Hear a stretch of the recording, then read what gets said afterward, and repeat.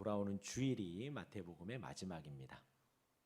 그래서 내년에는 구약을 한번 해보려고 합니다. 이제 출애굽기를 이제 창세기를 했었습니다. 그리고 요한복음도 했었고요, 사도행전도 했었고 로마서도 해봤습니다.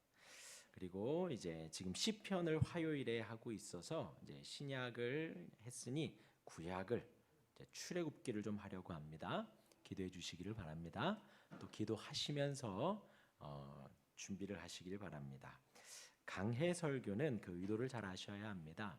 어떤 주제를 따라서 설교를 하는 것이 아니라 그냥 성경을 쭉 설교를 하는 것이 강해 설교예요.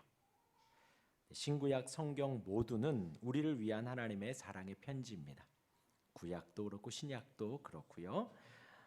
어느 하나만을 강조할 수 없고 신구약 성경의 어느 한 구절만도 뺄 수 없습니다. 전체 성경이 우리를 향하여서 하나님의 마음을 증거하고 있는 것입니다.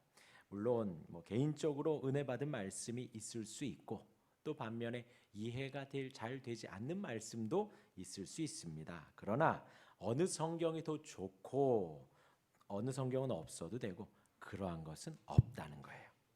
아시겠죠? 그래서 신구약 성경 전체에서 하나님의 마음을 읽을 수 있어야 합니다. 우리 내년에는 우리 출애굽기를 읽으면서 출애굽 할 수 있기를 간절히 바랍니다.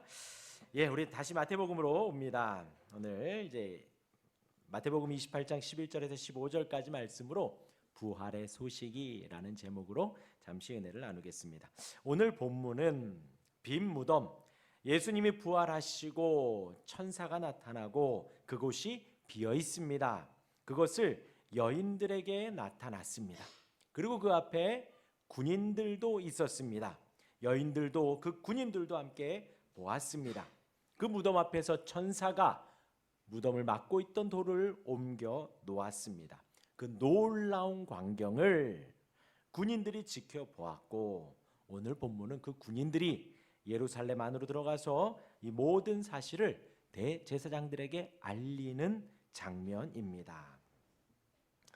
이 증언을 들은 대제사장들이 그 빈 무덤이 비어 있다 그랬죠. 빈 무덤의 문제를 해결하기 위해서 술책을 꾸미는 거예요. 재미있는 것은 이제 총독 앞에서 이 종교 지도자들이 예수님의 제자들이 속임수를 쓸 것이다. 예수님의 제자들이 그 예수님의 시체를 훔쳐가서 부활했다고 할 것이다. 이렇게 염려했던 이들이 바로 대제사장들과 장로들이에요. 그런데 그렇게 염려했던 이들이 스스로 속임수를 쓰고 있는 모습을 오늘 본문에 기록하고 있습니다. 이들은 종교 지도자들입니다. 성경을 가르치는 사람들입니다. 하나님의 백성이라고 선민 이스라엘이라고 자부하는 이들입니다. 그런데 그럼에도 불구하고 이들은 하나님에 대해 복음에 대해 관심이 없는 거예요. 하나님이 일하신 거에 관심이 없고 진실과 사실에 관심이 없습니다. 거짓으로 자기들의 위치만을 자기들의 자리만을 차지하려고 거짓말을 퍼뜨리려는 것입니다. 오늘 본문 잠시 보겠습니다. 우리 11절 함께 읽겠습니다. 시작. 여자들이 갈 때 경비병 중 몇이 성에 들어가 모든 된 일을 대제사장들에게 알리니 했습니다. 여인들이 갈 때 여인들이 어디를 가죠? 무덤이 비었다라는 것을 천사들로부터 예수님 부활하셨다는 소식을 듣고 지금 제자들에게 그 기쁨의 소식, 소망의 소식을 들으려 가고 있는 거예요.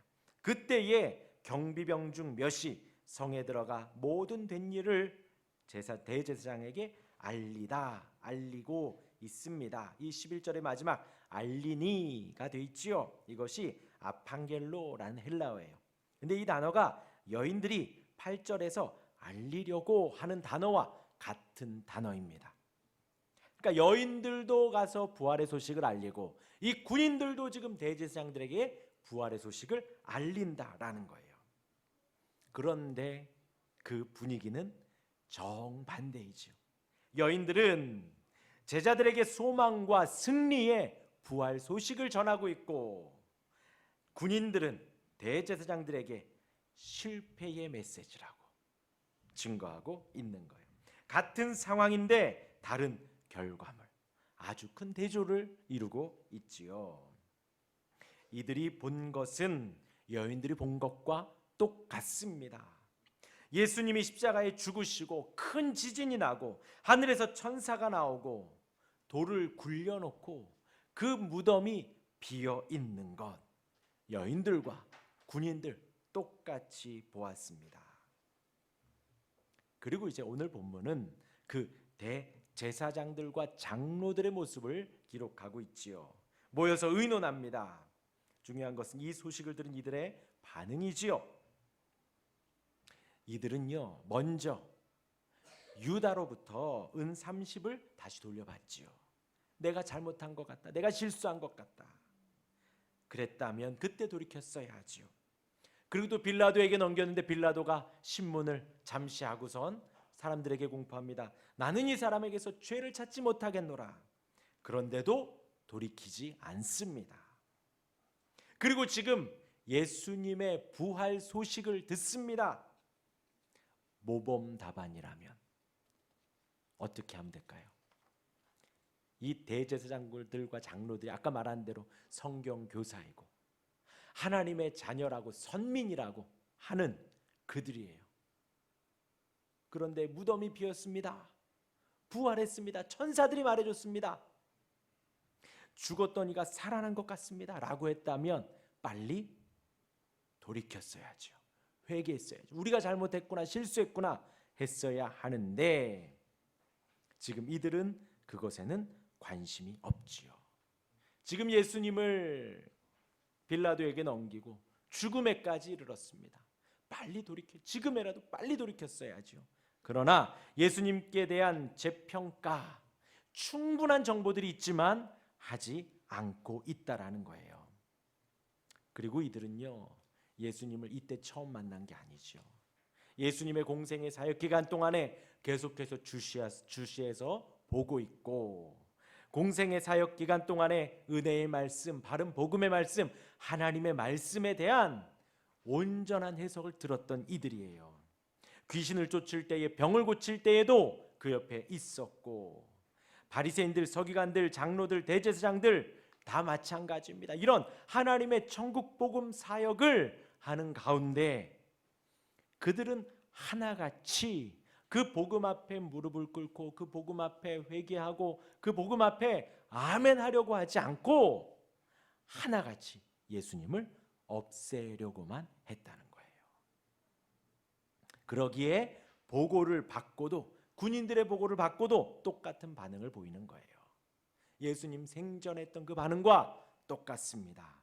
충격적이죠. 그들은 예수님의 부활 사실을 보고받고서도 자신들의 태도를 바꾸려 하기보다 그 부활 사실을 거짓으로 감추려고 합니다. 여러분, 거짓은 거짓을 낳죠. 뭐 잠깐 곁길로 가면 그럼 이들이 지금 이 대제사장들, 장로들, 이들은 평생 성경을 연구하고 성경을 공부하고 성경을 달달 암송했던 이들이에요. 이들이 갈 곳, 죽어서 갈 곳은 어딜까요? 네, 이들이 죽어서 갈 곳은 사실 지옥이에요. 그러니까 이제 예수 믿으면 천국이고 예수 믿지 않으면 지옥이다, 우리가 그러죠. 그런데 단순히 뭐 예수 안 믿는다고 뭐 지옥에 보내, 우리 하나님 너무한 것 아니냐, 우리가 결코 그렇게 할 것이 아니라는 거예요. 지금 이 대제사장들과 장로들은 예수님의 생전 내내 예수님을 부인하고 거부했어요. 단순히 바른 양심 속에 예수님을 부인하고 거부한 것이 아니라 예수님을 정말 잡으려고, 예수님을 죽이려고 작당을 했던 거예요. 대제사장들과 헤롯 당들, 또 사두개인들과 바리새인들, 평소에는 서로 적이었던 이들이 예수님을 잡고 예수님을 죽이려는 그 한 가지 일에 한마음 한뜻이 되어서 예수님을 고발하고, 지금 이 상황, 예수님의 부활의 소식이 전해졌는데도 그들은 마음을 돌이키지 않았다라는 거예요. 그러니까 예수님을 믿기를 거절하는 이들은 사실 인생 전체로 거절하는 거예요. 저와 여러분들도 마찬가지죠.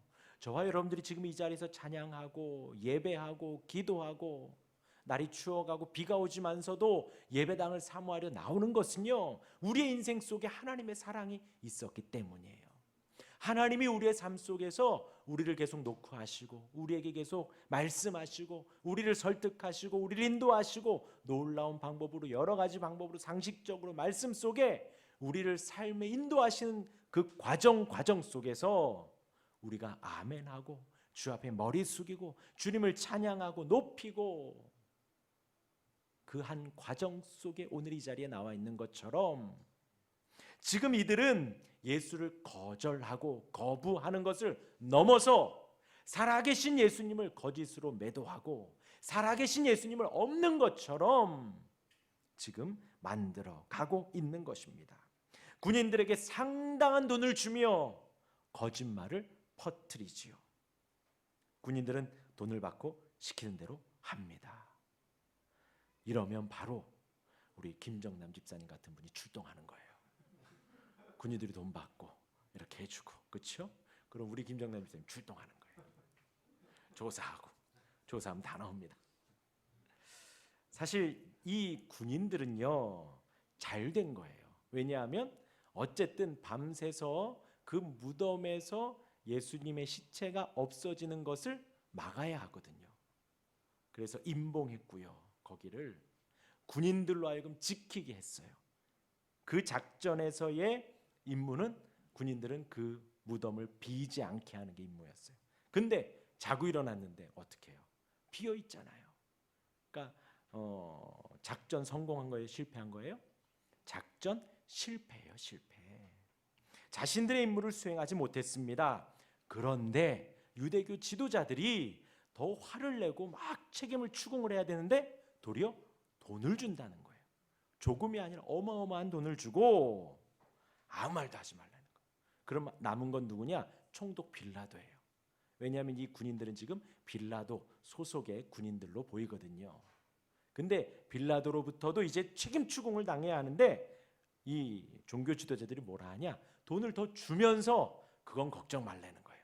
우리가 알아서 다 입막음해 줄 테니까 너희는 거짓말만 하라는 거죠. 민간에다가 이 예수님이 부활한 것이 아니라 제자들이 그 시체를 훔쳐갔다고 거짓말을 해라. 그러니 이들은 이 제안을 거절할 이유가 없는 거예요. 대제사장들이 꾸며낸 이 거짓 이야기는 유대 사회에 신속히 퍼져갑니다. 당시에 무덤에서 시체를 훔치는 일이 종종 있었답니다. 그러기에 이 소문은 잘 퍼졌지요. 그런데 이제 마태가 이 마태복음에서 이것을 기록을 하는 것은 경비대와 관련된 이 내용을 넣으면서 경비대는 실제로 잠을 자지 않았다는 사실과 유대교 지도자들이 지금 이 이야기를 꾸몄다라는 것을 지금 기록을 해 놓은 거예요. 정리하면요, 28장에서 여인들이 지금 28장에 처음부터 여기까지 나와요. 여인들, 군인들, 마태가 전하고 싶은 것은 무엇이냐? 바로 예수님이 부활하셨다라는 거예요. 이것이 진실입니다. 예수님이 육체로 다시 살아나셨다라는 것입니다. 그래서 예수님의 무덤은 빈 무덤이라는 거예요. 여인들이 만났지요. 여인들이 예수님의 다리를 붙잡고 경배합니다. 굳이 이 문구를 넣은 거예요. 왜요? 예수님이 육체로 지금 부활하셨다라는 것을 다리를 붙잡아서 경배했다라는 표현을 쓴 겁니다. 군인들도 그것을 봤다는 거예요. 빈 무덤을 보고 천사를 보고, 그런데 돈을 받고 거짓 소식을 퍼뜨렸다는 거죠.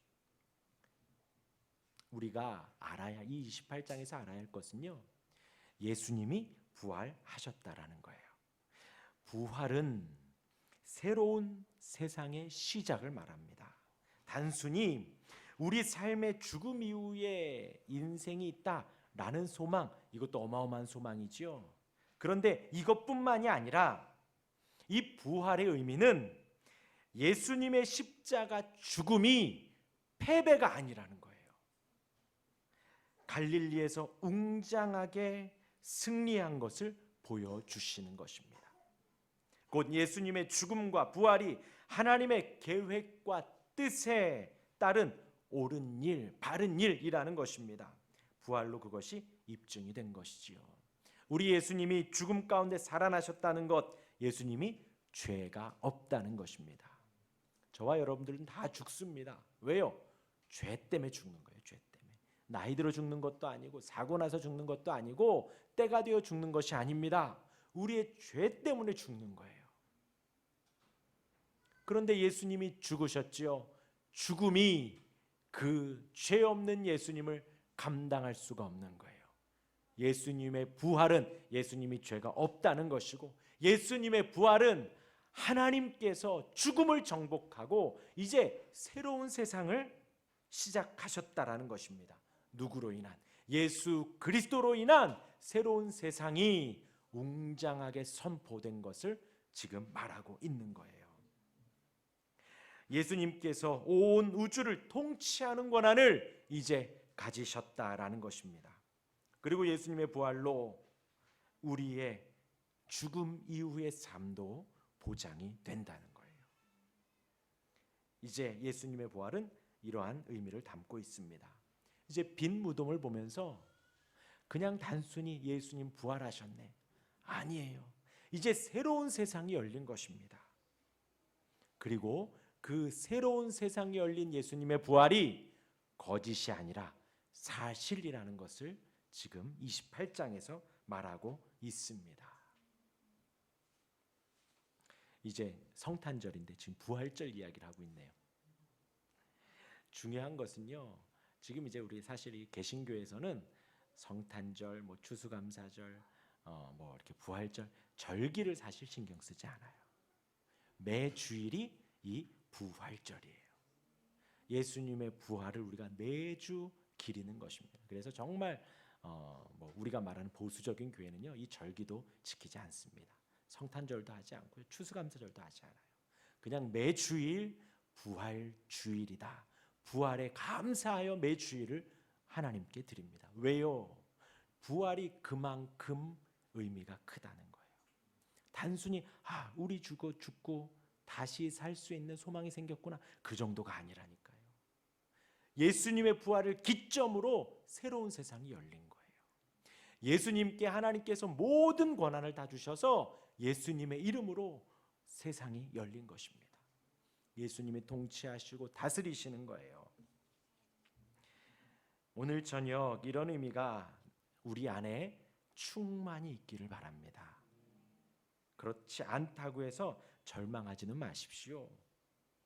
우리는 이러한 하나님의 은혜를 구하기 위해서 기도하는 것입니다.